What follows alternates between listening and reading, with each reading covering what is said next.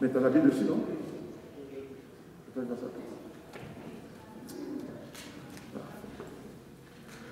Donc, le titre du message, c'est Don't hate the player, hate the game.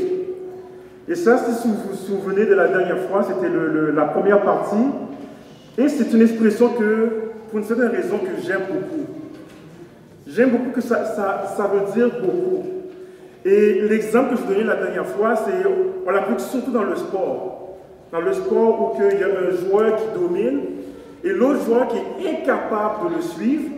Et le joueur se met à haïr ce joueur-là, à essayer de le trébucher, à essayer de dire que tu triches. Et le joueur qui domine, il dit, mais don't hate the player, hate the game. N'haïs pas le joueur, mais haïs la partie que tu es incapable de jouer. La partie est disponible à tout le monde. Tu peux pratiquer, tu peux essayer, tu peux toi aussi devenir bon. Mais si tu n'es pas bon, ce n'est pas à cause du joueur qui est bon, mais c'est la game, la partie que tu n'arrives pas à contrôler. Et la dernière fois, nous avons passé un peu de temps sur Samuel, où on a parlé de Eliab. Eliab qui était le grand frère de David. Et voilà que Samuel doit oindre le futur roi. Et voilà que Eliab apparaît devant Samuel, et Samuel dit en lui-même que, waouh, l'apparence, la carrure de cet homme, sûrement cet homme est le prochain roi. Mais la Bible nous dit que Dieu l'a rejeté. Nous avons vu pourquoi, parce que le caractère d'Eliab n'était pas ce caractère que Dieu cherchait. Malgré que Eliab était fort, malgré son apparence amenait la domination, mais aux yeux de Dieu, son caractère ne marchait pas avec ceux qui le recherchaient, et par conséquent, Dieu l'a rejeté. Et pour ça, Eliab a haï son frère et s'est mis en colère contre son frère. Et c'est pour cela que je dis, don't hate the player, hate the game. Et aujourd'hui, nous allons parler d'un autre couple de frères, celui de Abel et Caïn. Nous allons comprendre, mais pourquoi cette expression s'applique-t-il dans ce cas-ci? Mais il est simple. Tous les deux, ils avaient le même choix. Tous les deux avaient reçu les mêmes instructions. Tous les deux participent aux mêmes événements. Mais un a fait un choix différent de l'autre. Et par rapport à ce choix-là, Caïn non seulement a haï son frère, mais a haï Dieu, s'est mis en colère contre Dieu et a tué son frère. Mais on se demande pourquoi. Pourquoi que Caïn avait tant de haine pour quelque chose que lui a choisi. Les deux avaient la même opportunité. Les deux avaient la même instruction. Mais pourtant, un a choisi quelque chose d'autre. Et voilà que la haine s'est développée dans son cœur. Don't hate the player, hate the game. Cependant, Caïn s'adressa la parole à son frère Abel. Mais comme il était dans les champs, Caïn se jeta sur son frère et le tua. Qu'est-ce que Abel a fait à Caïn? Abel aurait-il empêché Caïn d'amener un animal comme sacrifice? Caïn aurait-il pris le dernier premier-né du troupeau? Ne restait-il plus d'animaux à amener pour sacrifice? Nous allons voir que les règles et les principes étaient bien établis. Nous allons voir que les règles étaient comprises. Mais il a fait un choix et il s'est mis en colère contre son frère. Caïn n'avait aucune raison de hate the player. Il reste tout simplement à jouer la partie comme Abel a joué la partie. Alors, récapitulons. C'est quoi le mot? Merci. Alors, selon le récit de Moïse, Abel, Caïn a amené un offrande. Et l'offrande était quoi? Tout simplement le produit de la terre. Vous voyez que Abel, lui, par contre, a amené quoi? Le premier du troupeau. Il a offert un sacrifice à l'Éternel. Mais voilà que le résultat de leur adoration est différent. Un a été agréable à Dieu, l'autre ne l'a pas été. Dieu a jeté un œil favorable à celui d'Abel, mais l'autre n'a pas été agréable. Et selon ce passage, selon le récit qu'on trouve dans Genèse 4, on doit se poser la question, pourquoi? Pourquoi un a été rejeté, l'autre n'a-t-il pas été agréé? Est-ce que l'offrande que Caïn a fait à Dieu était-il une abomination à l'Éternel? Est-ce que l'offrande que Caïn a fait à Dieu n'était-elle pas agréable à l'Éternel?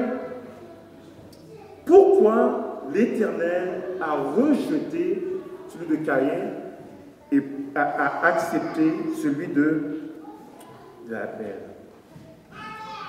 Alors je me suis fait une petite recherche sur les différents types d'offrandes qui pouvaient avoir lieu. Alors c'est facile, vous lisez dans Lévitique 1, 2, 3, 4, 5. Ce sont les offrandes principales, les types de sacrifices que le peuple pouvait faire à l'Éternel. Alors il y avait les holocaustes. Les holocaustes qu'on appelle le burning offrande, qu'on appelle en anglais. Et bien que la première fois qu'on voit l'offrande, c'est dans Genèse 8, verset 20, mais la majorité des théologiens sont d'accord que l'offrande que Abel a offert à l'Éternel fait partie des holocaustes, des burning offrandes. Le but principal de cette offrande, c'était quoi? C'était de brûler un animal, mais de brûler un animal entier, au complet.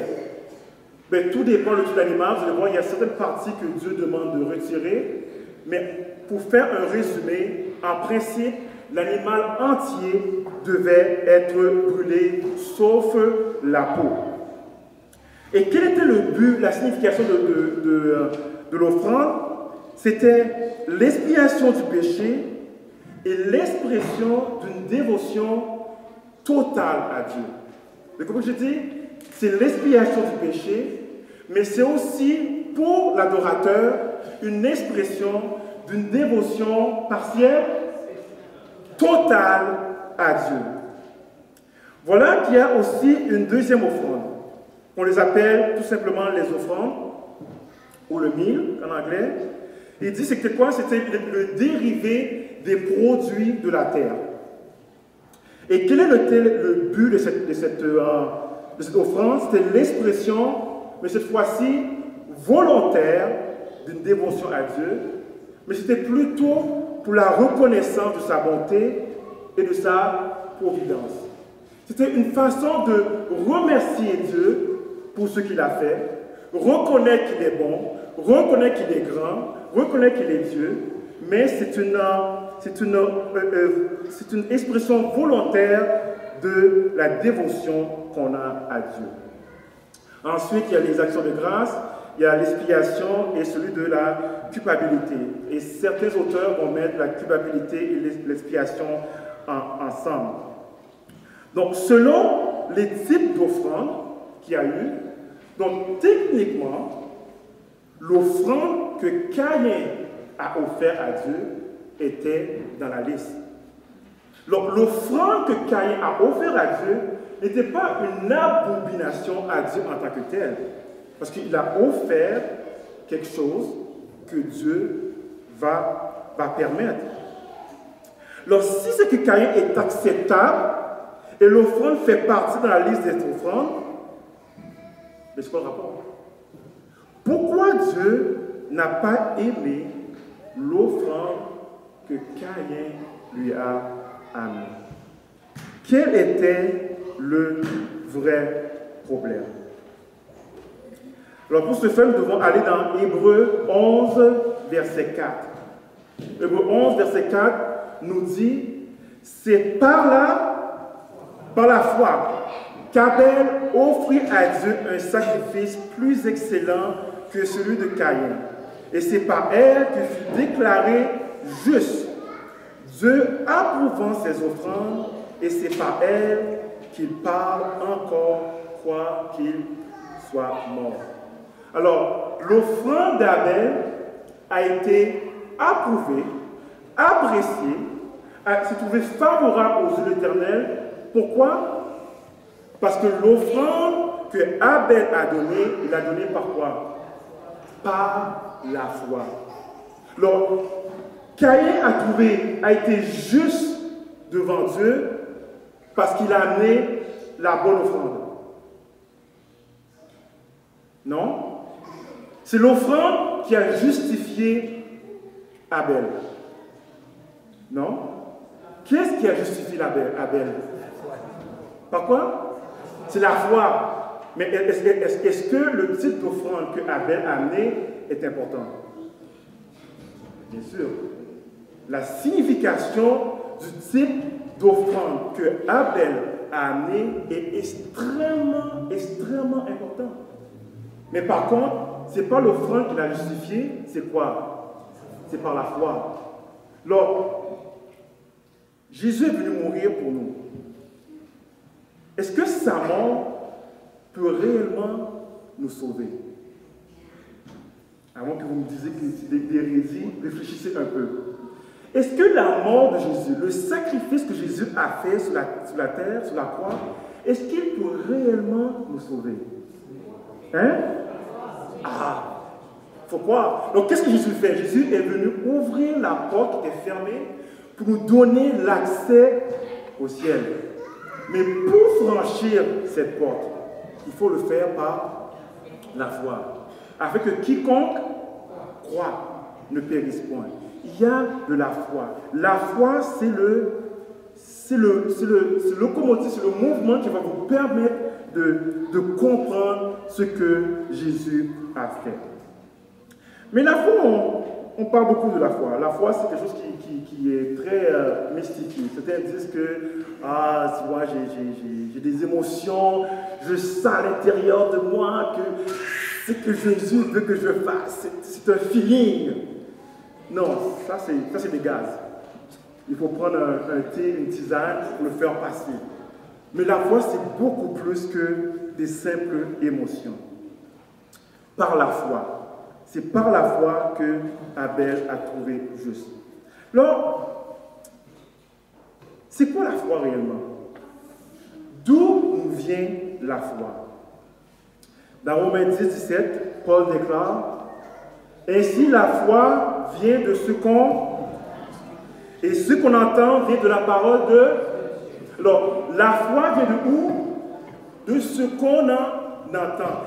La foi n'est pas le feeling que vous sentez lorsque vous dormez. La foi, c'est lorsque Dieu vous parle, qu'il soit à travers un songe, qu'il soit à travers de la parole de Dieu, soit à travers d'une prédication, qu'il soit à travers de la lecture approfondie de sa Bible. C'est là que la foi vient.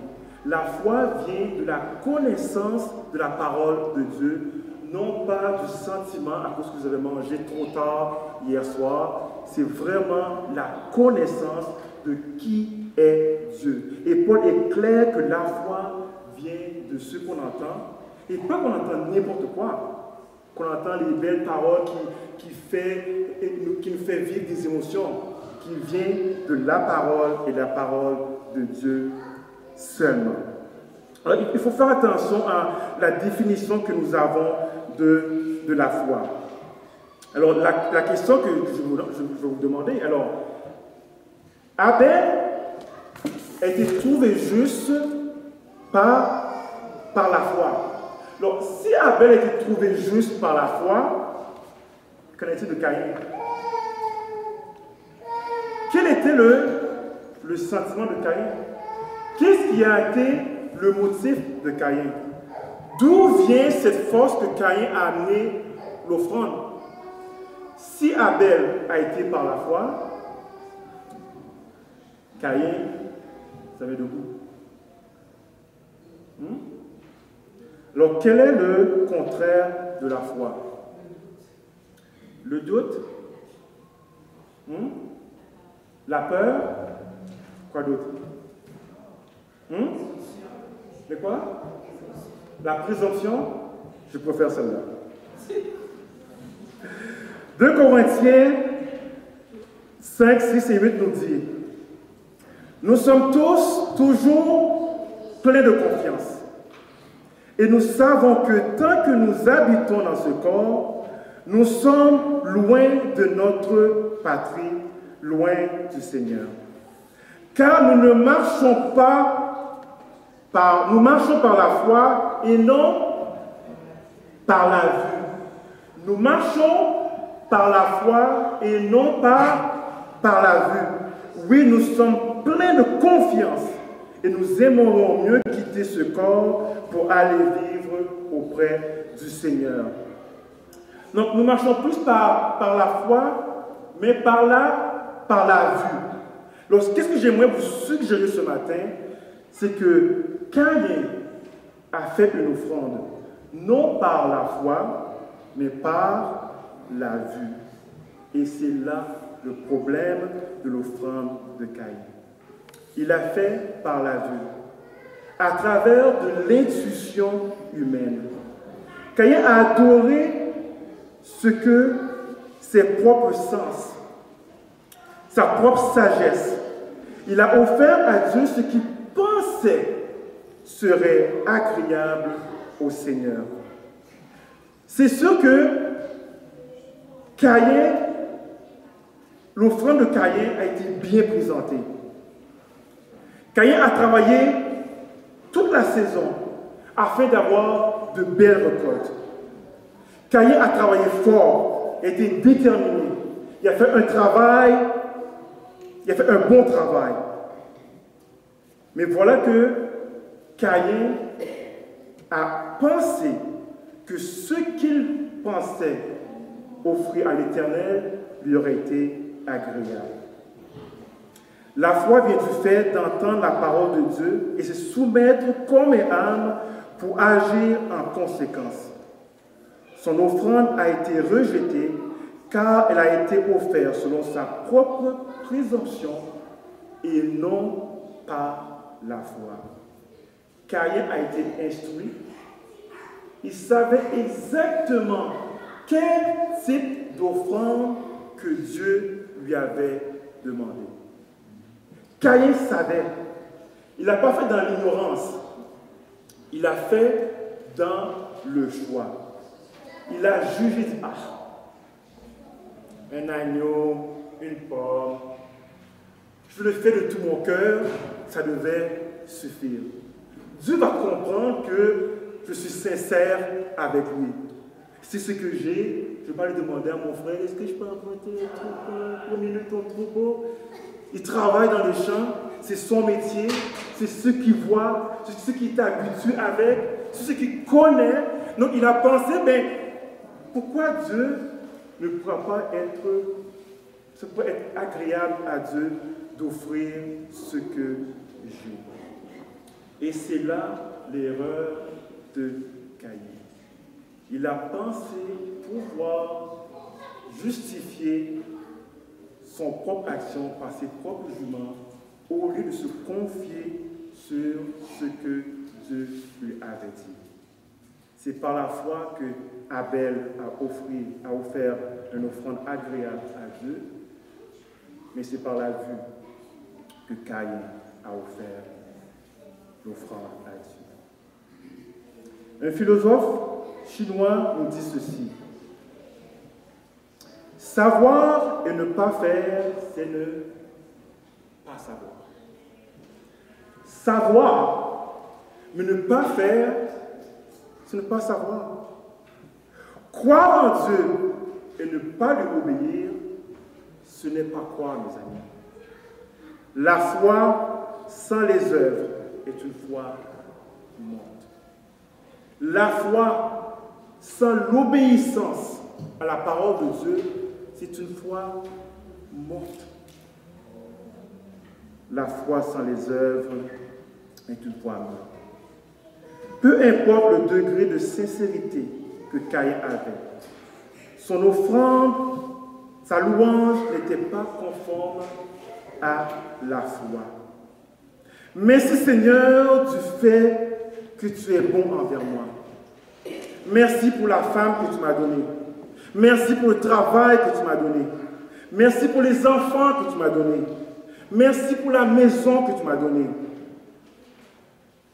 Mais Dieu n'attendait pas un louange de remerciement. Dieu s'attendait à un louange de reconnaissance de qui on est vraiment, de sacrifice. Pour ce que je peux voir, pour ce que je peux toucher, pour ce que je peux sentir, pour ce que je peux comprendre. Dieu lui avait demandé de lui donner son cœur. Il est venu avec des remerciements pour lui donner. Dieu lui a demandé de confesser ses péchés. Il est venu avec des chants de louange. Dieu lui a demandé un abandon total à lui. Il est venu avec des sentiments. Dieu voulait qu'il reconnaisse qu'il était pécheur et qu'il ne peut sans son sang, sans lui. Il est devenu avec des requêtes de prière. Il est venu avec la vue au lieu de venir auprès de Dieu avec la foi.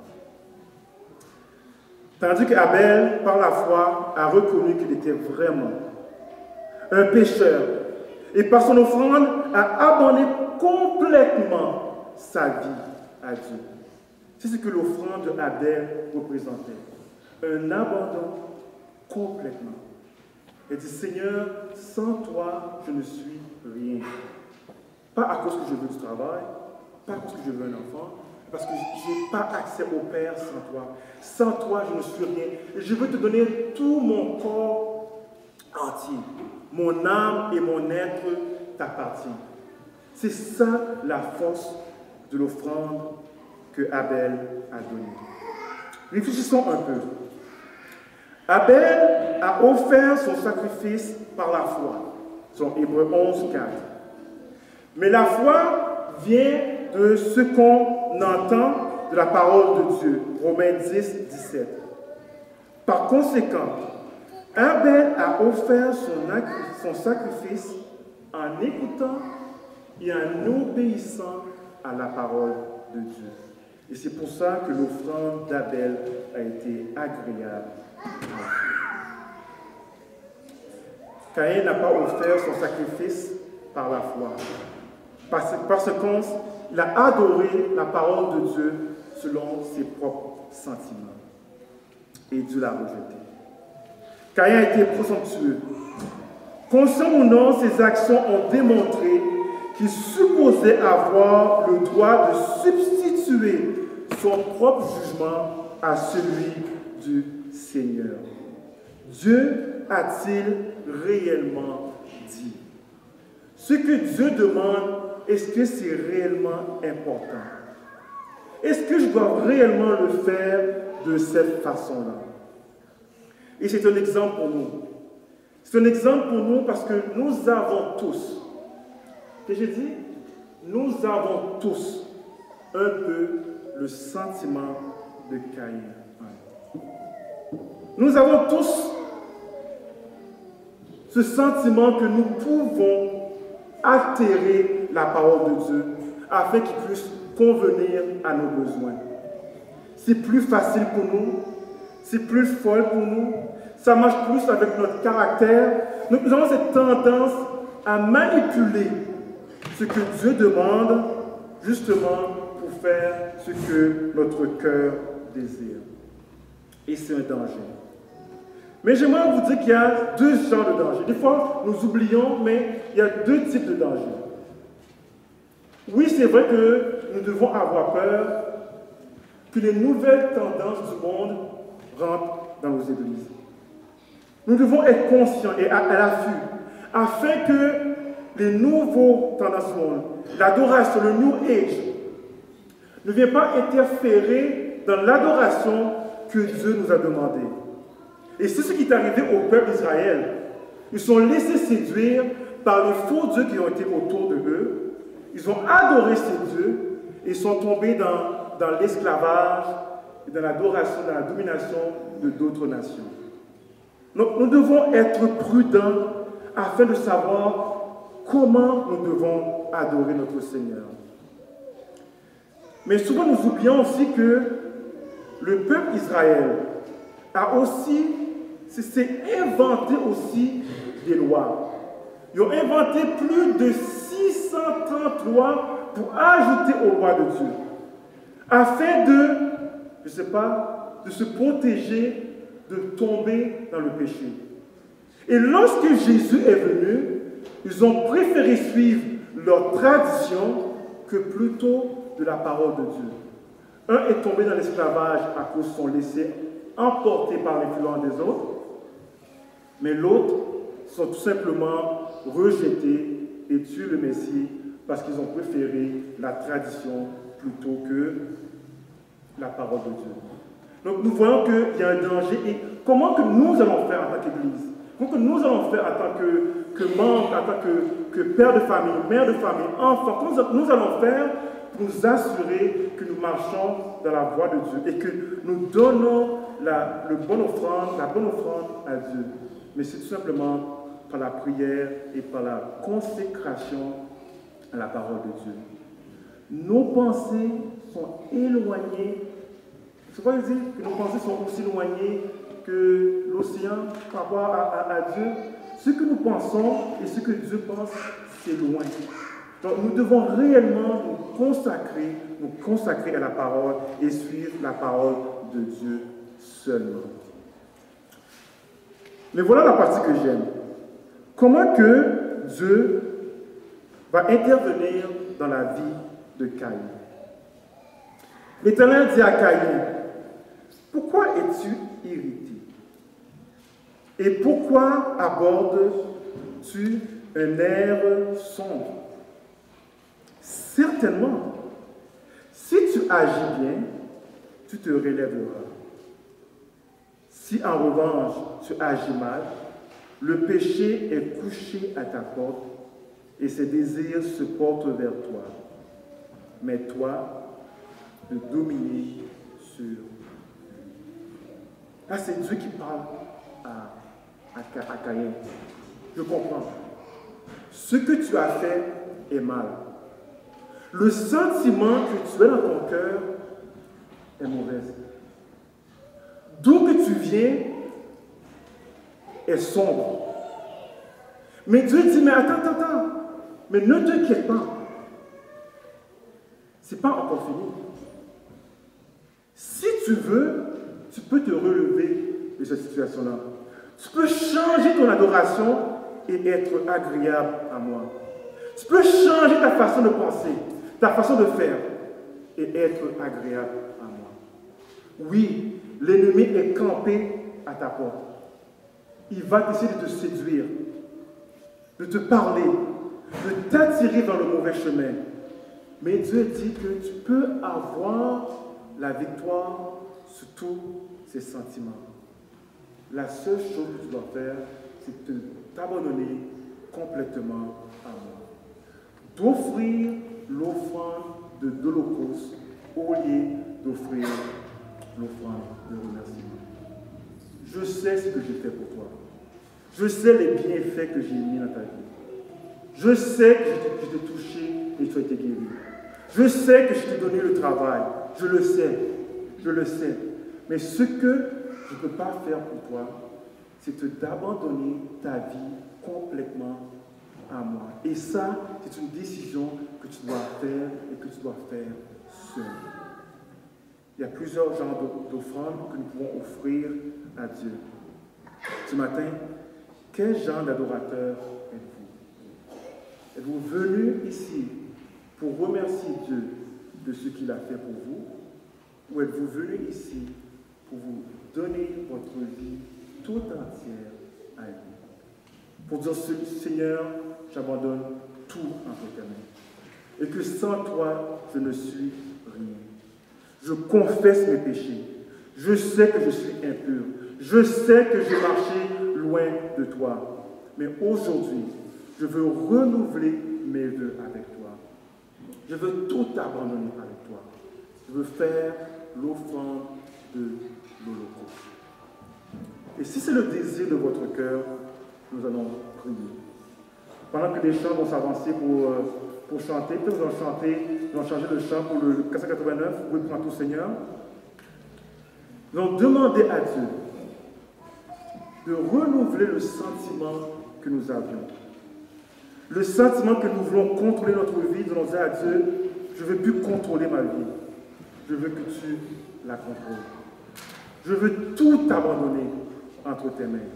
Je ne veux plus rien garder pour moi. Mes pensées, mes gestes, mes actions, tout doit être pour ta gloire. Chantons. Mettons-nous debout, chantons.